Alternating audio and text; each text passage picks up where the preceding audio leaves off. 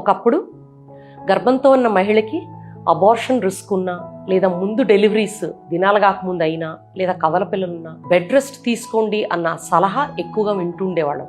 కానీ ఈ రోజుల్లో నిజంగా గర్భిణీ స్త్రీకి బెడ్ రెస్ట్ అవసరమా అంటే సైంటిఫిక్ సమాధానం లేదు అనే చెప్పాలి. ఖచ్చితంగా ప్రెగ్నెంట్ మహిళ బెడ్ రెస్ట్ తీసుకోవటం మంచిది కాదు.